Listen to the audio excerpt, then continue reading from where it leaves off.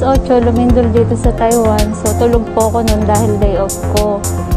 Nakikiramdam lang po ako kasi normal po dito sa Taiwan yung lindol pag nagka-climate change.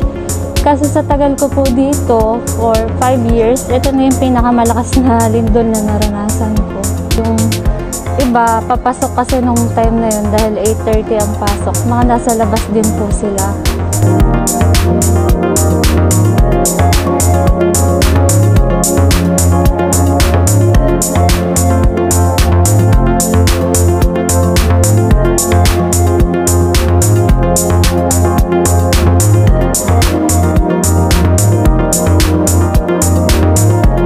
And then po, yung aftershock po niya, ito rin yung pinakamaraming aftershock na naranasan ko.